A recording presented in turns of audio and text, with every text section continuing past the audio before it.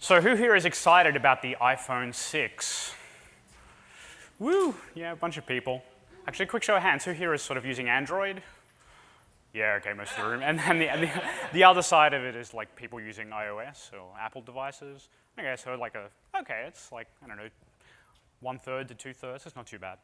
So for all the people in the room that are using iPhone and iOS devices, you're probably noticing that as part of like the iOS, well, the latest version of iOS and all the upgrades and whatnot, and the new devices that have come out, that your current device is probably crashing a lot more than what you normally are used to, and it's just getting slower. Just generally locking up a little bit more. It's like crashing, and the whole thing doesn't really feel nearly as responsive as what it normally does. And so obviously it's time to upgrade, right? Because the new latest shiny is all available to us, and it's time to spend all those hard-earned dollars. And if you think about this for a little bit, like you go, why? Why do I actually have to upgrade? Why am I doing this now? And obviously it's because Apple has made your device slower, right? They've flicked the magic switch behind the scenes, and the whole thing's slowing down, and they're inducing this planned obsolescence into your device, right? It's pretty nefarious when you think about it. So it turns out that this is all part of a cognitive bias called the clustering illusion. So the clustering illusion is fairly simple. You're basically seeing patterns in randomness, different events that are unrelated to one another. You start seeing correlations between all these different things. Turns out that your device has always been that slow, but with the release of the new device, you're much more attuned to the fact that your device is getting quite slow. So the clustering illusion is an example of a cognitive bias. So what is a cognitive bias? Cognitive biases are just mental shortcuts that your brain is taking when it's processing information. So your brain is constantly receiving all this information, a whole bunch of sounds and sights and that sort of thing. And as it's dealing with that information and the other people around you, it's constantly optimizing for timeliness of processing of that information over accuracy. That's it.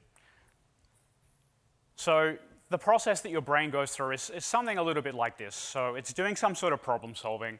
It's applying a heuristic to the data that it's receiving and processing. If that heuristic that it applies produces a correct result, we say that this is a rational choice. Now, on the other side of the coin, your brain is doing problem solving, applying these heuristics, it returns an incorrect result. We say that this is a cognitive bias. That's all that it is. Not particularly complicated. This is the basis for which all of these other cognitive biases are built on top of. So we have these heuristics, and these are sort of like underlying behaviors. And what is a heuristic in this particular context? Well, it's all just really about pattern matching. So looking at the data that's coming in and going, oh, okay, this is roughly the approximate right thing that I should be doing in this particular situation. And the really important point here is that it's actually what helped your ancestors survive. It's part of the reason that you're here today. That sort of pattern matching that your brain has been doing is the sort of thing that allowed your ancestors to see like a lion creeping up on them in the savannas of Africa. Okay, so who here can tell me what the significance of this date is? March 27, 1977. Does it look familiar to anyone? Yes. What's that?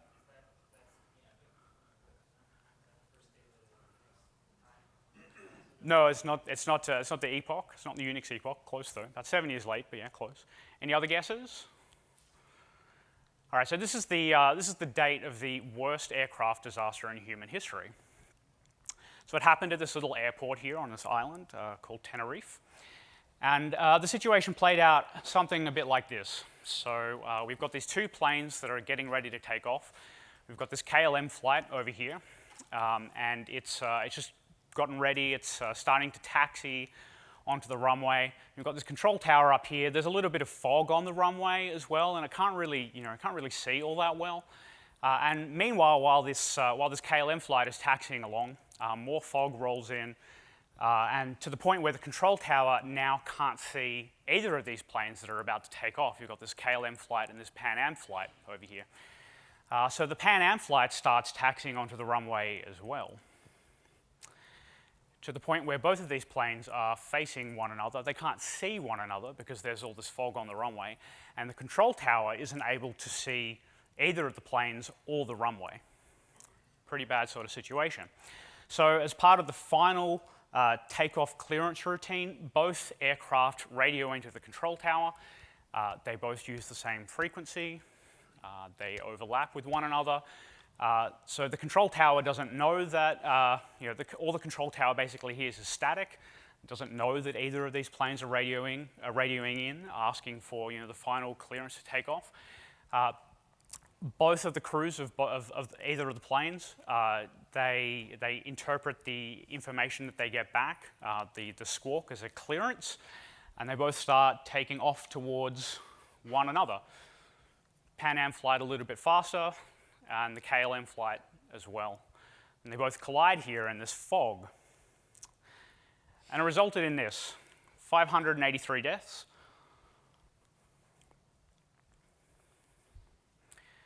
On the KLM crew, there were 234 passengers and 16 crew who died. On the Pan Am flight, 326 passengers and 9 crew. Now, there's definitely a higher fatality count on this Pan Am flight, but the really interesting thing about this particular situation was that of those 326 passengers and 9 crew who died, there was actually a very large portion of those people that survived the initial impact. But as they survived, they were frozen in place. They didn't react. They couldn't understand what was actually happening around them. And so the interesting thing that happened here was that with the KLM flight, it collided with the Pan Am. It continued a small portion down the runway until it exploded in flames. And the Pan Am flight continued, severed. The cockpit was severed from the rest of the plane, but there was still a significant chunk of people that actually survived that. So this is a fantastic example of this thing called the normalcy bias. So the normalcy bias is quite a little bit evil. There's actually 2 parts to it. So before a disaster, we tend to underestimate the risk, the impact of that risk, the effects of that, the likelihood of it actually affecting us, and the preparation that's required to effectively respond to these sort of adverse situations. And the whole mentality here is that because something bad has never happened, it will never happen. And the second part of the normalcy bias is that during a disaster, our response is slowed. We have a slow reaction to the stimuli around us. We seek validation from the other people that are around us that are in the same situation, a minimum of 5 times, I might add.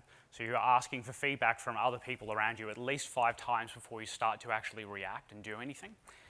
And then even then, with the feedback that you manage to get, we take an optimistic interpretation of that information. Oh, it really can't be that bad, can it? Actually, it might be that bad. And there are these reaction steps that people have got to take every time they go through one of these sort of events.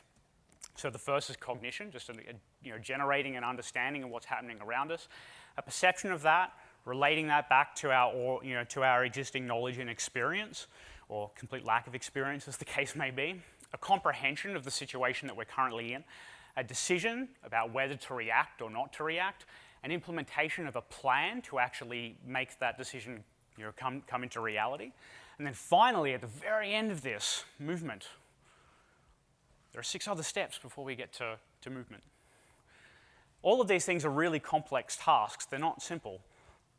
And the other thing is that you can't actually skip any of these tasks. These are mandatory. These are things that people have to go through every single time, regardless of whether they've been in a situation like this before or not, whether they've drilled in a situation like this before or not.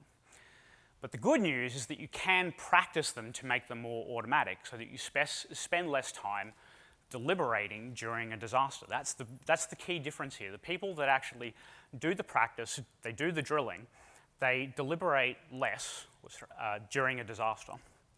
So in the particular case here of Tenerife, where you have a large number of people that died in the initial collision, but quite a significant portion of people that actually survived, you have this breakdown of about 70% of those people that survived the initial impact were frozen in place. 15% just freaked the fuck out. They had no idea what the fuck was happening. And then the remaining 15% actually reacted to the situation. They had studied the passenger safety cards, that sort of thing. They'd spent a bit of time listening to the instructions from the stewards and stewardesses. All right. And there are a couple of cases, especially in this particular incident, where people that were part of that 15% that actually reacted were just sort of sitting there. They realized what was happening. They'd look at other people around them, and people were just sitting there with like this blank look on their face, smoke billowing into the cabin, a few people quite seriously injured. And part of the group that actually were reacting to the situation would turn to their loved ones sitting next to them and try rousing them from their stupor. And they would, they'd be shaking them and shouting them to the point of actually pulling off the seatbelts and pulling them out of the chair and dragging them off the plane. And there's a portion of these people that actually did survive as well were carried out by other people that were reacting to the situation. And the real key point here from an IT operations perspective is that no practice means that you have a higher mean time to recovery when you're dealing with these sort of adverse situations. So the good news is that there are some things that we can do to counter this behavior. The most important is that we plan, anticipate, drill, drill, drill, drill. Obviously, you won't be able to anticipate every type of adverse event, accident, disaster, but by at least being familiar with how you react and how other people that you're working with react, you can become better at actually responding to those sort of situations. So a really simple way to remember this is that normalcy bias has your head in the sand, drill to react when disaster is at hand. Okay, let's go on to a slightly happier story. So imagine this hypothetical. Maybe this has played out for you before. So it's like a lazy Saturday morning.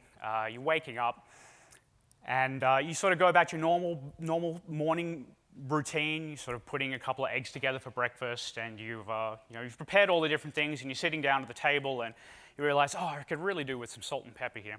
So, you've got your phone and your glasses and you're getting ready to sit down and read, and you're sort of actually a little bit more focused on what's happening in front of you and your phone here, and you sort of reach over to this salt shaker and you accidentally knock it off the table. And out of the corner of your eye, you see that the salt shaker goes somewhere over there, right? So you zoom in and start absentmindedly looking for it, and you just keep searching, and you move the cupboard out of the way, the bags, the box, the shoes, and you just search and search and search, and you can't find the damn thing. Where did it go? And so you waste 5 minutes on this. You take a step back, and you realize that, hey, the salt shaker was actually underneath the table the whole time. It might have appeared out of the corner of your eye to go in that direction, but it rolled underneath. And so this is an example of a cognitive bias called the confirmation bias. The confirmation bias has got 3 key points to it. Firstly, we seek information that reinforces our existing position. So we saw out of the corner of our eye that the salt shaker was going over in this direction over here.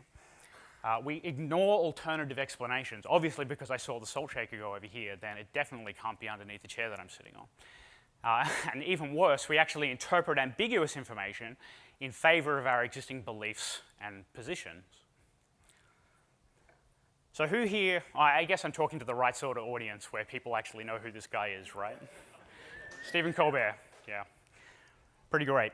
So, people from a liberal political persuasion absolutely love him because he's sending up the traditional conservative political establishment. And most conservatives really hate him. But the interesting thing here is that there's actually a small percentage of conservatives that actually believe that Colbert is a legitimate conservative. And he's actually running like a legitimate talk show. It's a little bit terrifying, isn't it? But the point is that they are ignoring this other information, these alternative explanations, and interpreting this ambiguous information, the fact that he's actually on Comedy Central, in their own favor, right? Okay, so we're going to do another little exercise here. I need you to count the number of times you see the team in white passes the ball.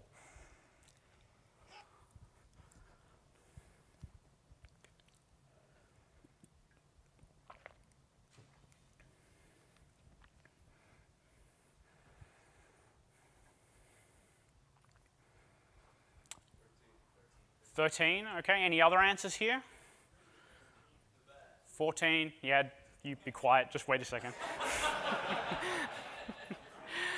All right, so quick show of hands. Who saw the bear, the moonwalking bear? Let's have another look at this.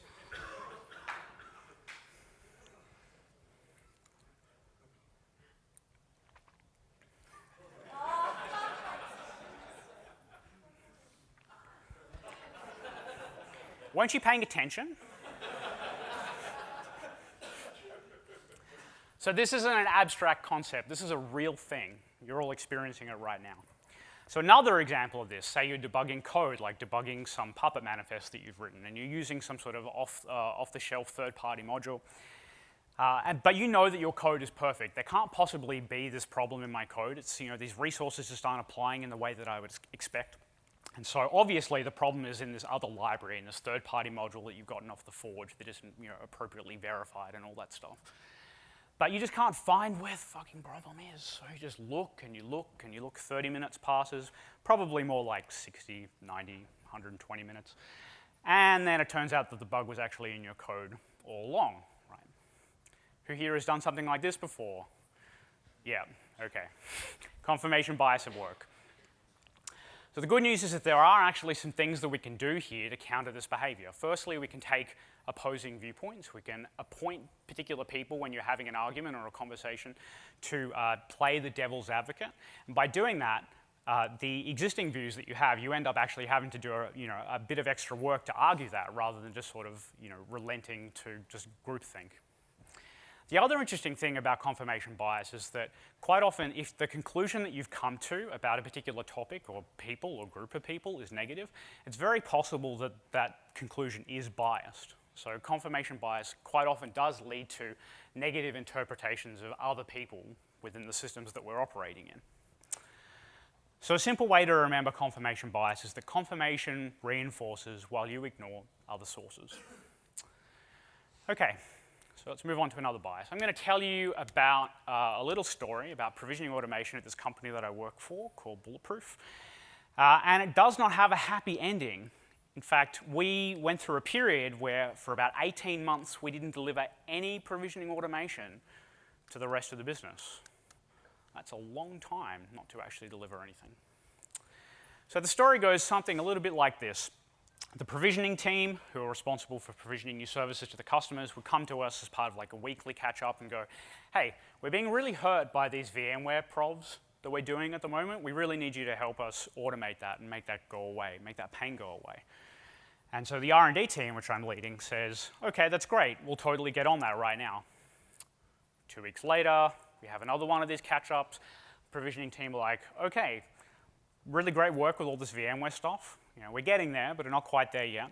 But we're really being hurt by these load balancer probes right now. We really need your help with this. So the team, naturally wanting to help out these other people in pain within our business, we turn around and say, hey, that's cool. We'll just totally drop the stuff that we're doing on VMware, and we're going to move on to the automation of the load balancer probes. So then a week later, oh no, it's the VMware probes again, and R&D are like, okay, that sort of sucks that we're going back to that again, but that's cool, we'll just keep going with it. And 4 weeks later, oh no, we have this whole new product that we're starting to sell. We don't have any automation for this, and we really need your help here. So we're like, okay, I'm gonna get on that, we'll DevOps the shit out of it. And so we did something like this, maybe at a slightly longer time scale, for about 18 months. That seems a bit crazy when I put it in these terms, right? So who here can explain what is happening? What's that? A lack of focus, yeah. Stack-based queuing, yeah. Like a FIFO sort of queue, or FILO, yeah. Urgent versus important, yeah. Any other examples? Right, it's a reactionary culture. And that's really the heart of the matter here. So we're working on the thing closest to us that's actually hurting us the most as an organization. The problem with this, though, is that it's not the biggest problems that we're working on overall, right? The whole stat that Luke was talking about yesterday about how people were being interrupted, people who work in ops are being interrupted on average like every 5 minutes. Like, this is exactly what we're doing, right? But we're doing dev tooling as well. So the question is, would you work like this? Quick show of hands, who has worked like this? Okay, there we go. I'm preaching to the choir here. 18 months, that's a really long time, though, for me to do, to not deliver anything to the business. So the interesting thing is that the way that I presented this whole story, I'm trying to trigger in you this thing called the outcome bias. So you know about the outcome before I actually tell the story. I told you that for 18 months we didn't actually deliver anything. So by doing that, you're viewing everything that we've done leading up to that as being a bad decision. And it's obvious, right? We know what the outcome is. So of course, all the decisions that were made leading up to that were also bad. The outcome bias is really closely related to another bias called the hindsight bias. And the hindsight bias works something like this. It's sort of like this knew it all along effect. You know the outcome, you were there. So because we already know the outcome, then we end up viewing things that have happened in the past in a more, to us in a more favorable light. It's actually a type of memory distortion. When we recall the memories, we put ourselves in a better position than what we actually were at the time, with more context around us. And the whole point of the hindsight bias is to actually, more often than not, cast judgment on ourselves and others around us.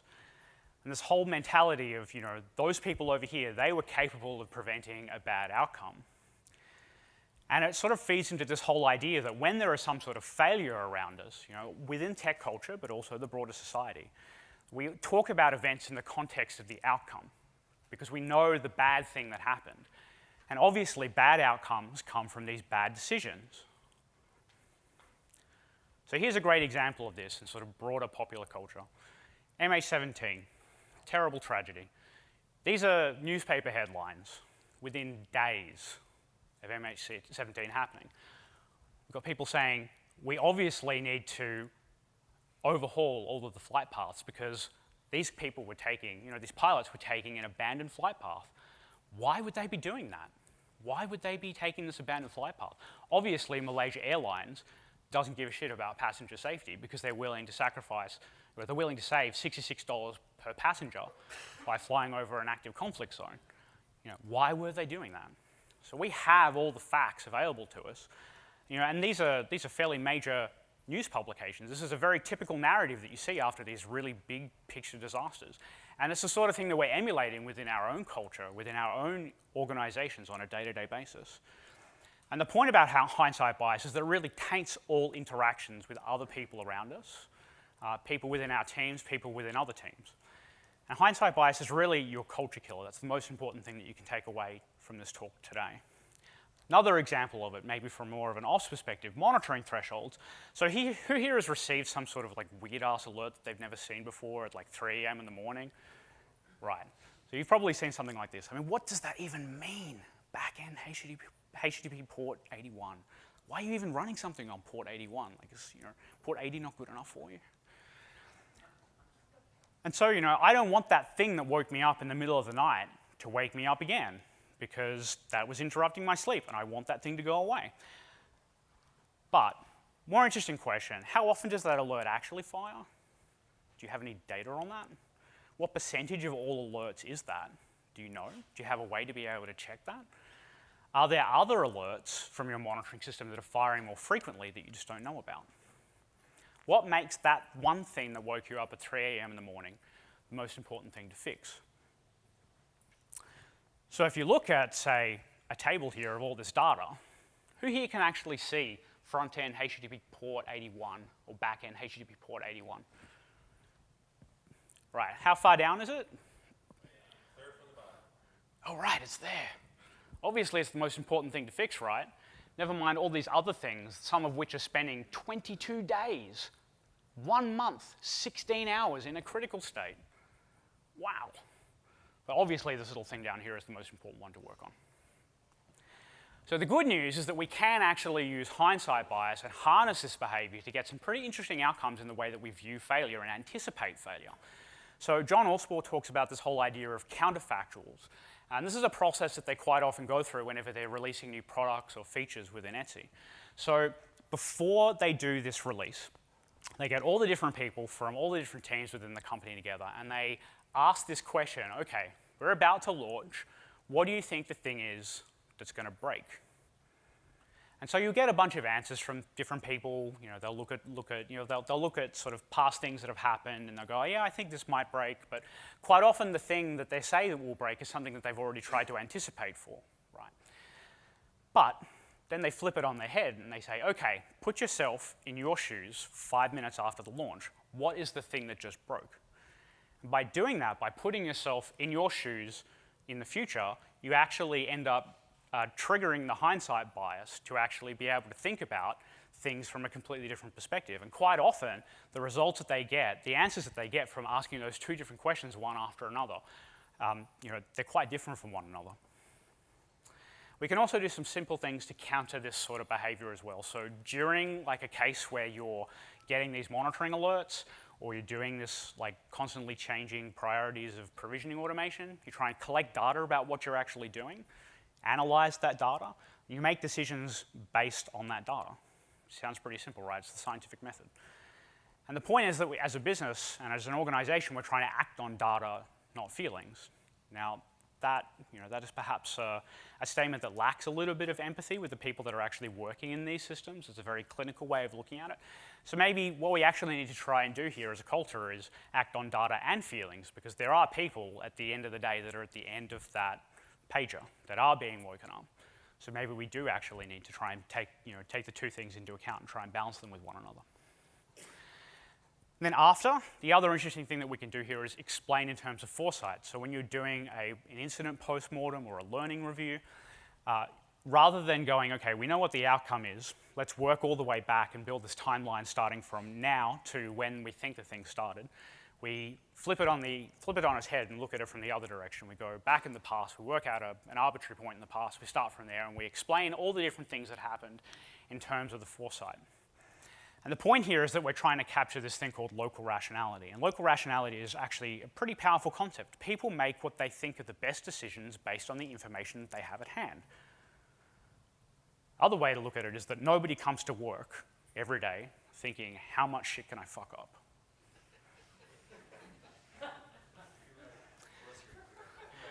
Yeah, QA, maybe. That's a little bit harsh. Yeah. So Sidney Dekker talks about this in terms of the people that are in a situation being in a tunnel, right? And so they can see things that are happening around them, but for example, in this particular situation, they can't see that there's like a shark lurking behind, the rock over there. But they are doing work based on the information that they have at hand, what they can actually see around them. But the interesting thing is that hindsight affords us a global rationality. We can look at the entire situation as it's actually unfolding. So an example of looking from exactly the same situation, but a photo taken from a slightly different perspective. And the interesting thing here is that we can see, all the different fish in the sea that are swimming around, all the different crazy things that are happening.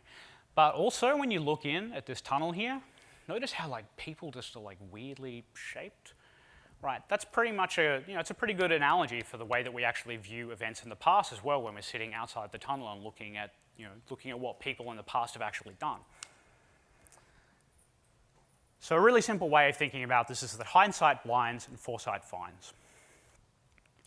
So we've covered a couple of these different biases here: normalcy bias, confirmation bias, hindsight bias. And it's very possible right now that you're asking yourself this question: how vulnerable to these biases are you? Maybe you're thinking, I'm aware of my biases. These don't affect me. This guy is crazy. I am better than average. Congratulations, you're engaging in two other cognitive biases called the better than average effect and illusory superiority. And both of these things combine to create a super bias called the bias blind spot. And the bias blind spot is really interesting. So for positive attributes about ourselves, we believe that we have an above average susceptibility to those. We have a higher intelligence. Negative attributes, we actually believe that we have a below average susceptibility to it. And this is something that we're all experiencing on a day-to-day basis. Why? Well, that's a really interesting question. A lot of it comes down to the feeling of self-esteem. Nobody wants to go through their life believing that they are below average or spot on average. There's also this whole feeling of control as well. Nobody really wants to go through their life thinking that their brain is sort of doing this weird shit that they don't really actually have any control over. And we'd like to think that we've got some sort of influence on the other things that are happening around us.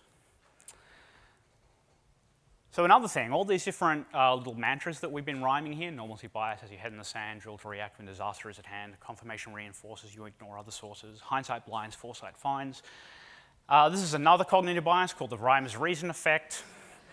Aesthetics affect truth. You're actually more likely to believe me because I'm saying truisms that rhyme with one another. So our brain is constantly giving a higher value, a higher weight to things that are fast, that are fluent, that are smooth. Okay, so we're going to do another little test here, just in case you don't believe me still. What's going to happen is I'm going to ask you to read the statement that I'm going to flash up on the screen very briefly once, and I need you to count the number of times that you see the letter F. The statement is going to show up here. I need you to concentrate really hard. Do not fuck this up. Go.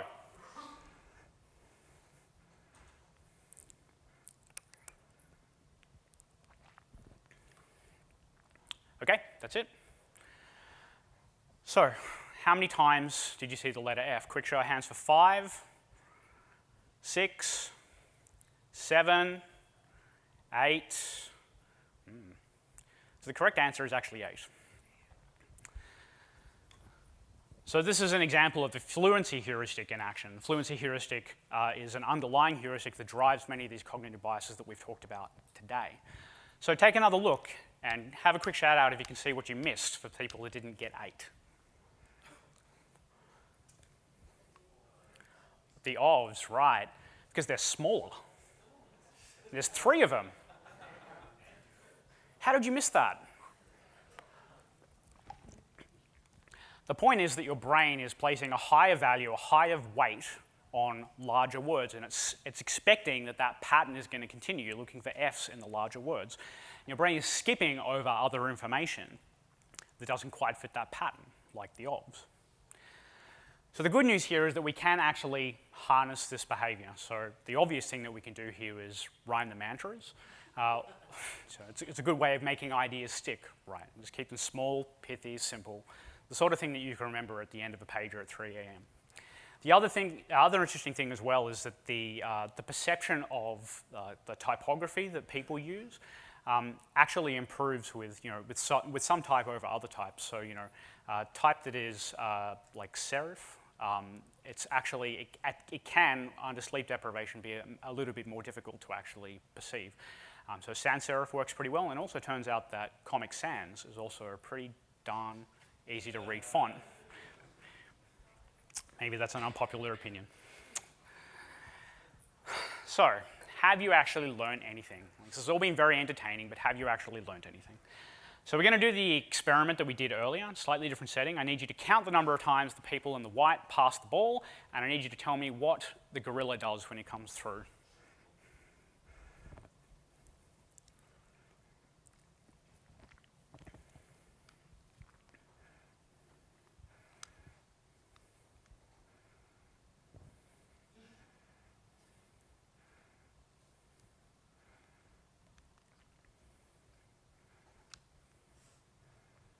Okay, we all saw that? So, how many passes? Just quickly shout it out. Okay, so somewhere between like 13 and 16, roughly. Okay, and what did the gorilla do? Beat his chest. Okay, that's awesome. It's great. You're all paying attention. That's really, really good. Did you see the color of the curtains change? Or did you see that one of the players left? Yes. Right. Okay. Take another look.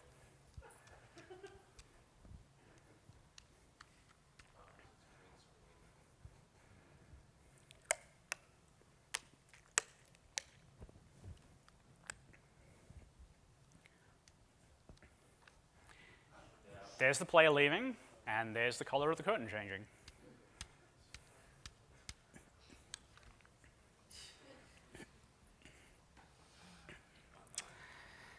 I think Mark Twain said it best when he said, "It ain't what you don't know that gets you into trouble, it's just what you know for sure that just ain't so." Culture is made from people. Everyone around you has these biases, everyone in your team has biases. Understand how you think, become more rational, become less rationalizing, be aware of the biases that you have, improve ourselves, and the culture will flow. I'm Lindsay, Oxysis here on Twitter, and thank you very much for your time today.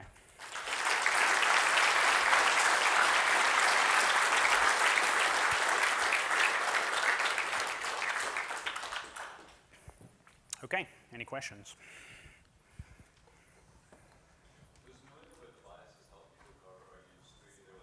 So the question was, do any of these biases help you, or are you just screwed anyway? The answer, like all things in technology, is it depends. There are some biases that definitely help you out. And there are others that definitely screw you over. Confirmation bias can actually be pretty useful, especially in like a high-performing startup sort of environment where you're just focused on one thing and trying to ignore other things that are happening around you. On the other hand, like confirmation bias feeds really badly into like failure and the way that we talk about failure and discuss it, and the sort of outcomes that you're looking for. So I don't see it as a purely binary thing. Like it's, there are shades of gray. Yes? These are pretty complicated topics. Is there books, blogs? So people that are interested in that, I can highly recommend You Are Not So Smart by David McCraney. It's a great pop psychology introduction to a lot of these topics. All of these things, you can think of them as like the underlying basis for Sidney Decker's The Field Guide to Understanding Human Error. He takes a lot of these ideas, these cognitive biases, and builds on top of them, and talks about how we actually model failure and react to that, how we improve from that. Thinking Fast and Slow is really interesting. It's written by Daniel Kahneman, who, along with Amos Tversky, did a whole bunch of this really groundbreaking research into cognitive biases back in the 1970s. The interesting thing about Thinking Fast and Slow, though, this is an interesting stat that Amazon released a couple of months ago. It's a book that has one of the lowest completion rates of all books that they serve on Kindle. It's like, on average, people are only completing about 3% of it. So it's pretty dense, but it's pretty interesting as well. I also recommend Sway by Ori Brafman. John. Lindsay, amazing presentation. So, I mean, isn't a lot of this, and I always have complexity on the brain, but a lot of this is about understanding, not so much, I mean, how all the cognitions work, and I was trying to look for the better understanding that humans are part of a complex system, and that's where the research has to happen. If you follow Decker, then you'll see that a lot of that discussion is this link between humans and interacting as actors as part of the complex. Yeah, absolutely. I think it's sort of it's an interesting thing to, like, this is a fun and entertaining presentation, I hope. But at the end of the day, like, there are real world consequences to all these sort of things. And yeah, it's a really good point in that we're only going to be able to improve and better the culture by actually understanding about how we as a species think and how how the different cognitive biases that we have taint the interactions with other people around us. And the interesting thing about cognitive bias as well is that there are sort of two categories. There is the individual cognitive biases, but there's also like the social cognitive biases. So cognitive biases that affect large groups of people as part of teamwork. There is a huge amount of reading that you could do into this if you wanted to. But yeah, it's really important to understand as humans are part of a complex adaptive system. So we need to understand. These are the nice and simple, easy ones. There are other ones that are really complicated and difficult to get your head around. But yeah. Yes? I'd just like to give a plug for the You Are Not So Smart podcast as well, because it's a very nice way to carry that around. Yeah, that's a good point. There is a You Are Not So Smart podcast, and I think he's working on a second edition or a follow-up book at the moment. He's got You Are Now Less Dumb. Yep. and he's wrapping some of that stuff in the podcast. Yeah, awesome. Yeah. Last question up the back. Was the product you delivered after 18 months worth the wait? No. The question was it worth it after 18 months? And the answer was definitely no. Yeah, so that's a really good question. Is that another cognitive bias? The answer is yes. The tempting thing to do there is to go, well, we've already sunk 18 months into it, so we're just going to keep going with it, right? And that's like the sunk cost fallacy 101 right there. It's like, well, I guess because we've invested all this time and money and people into it, then I guess we should probably see it through. No, just say no. Like, it's not going to work. All right, thank you all for your time today.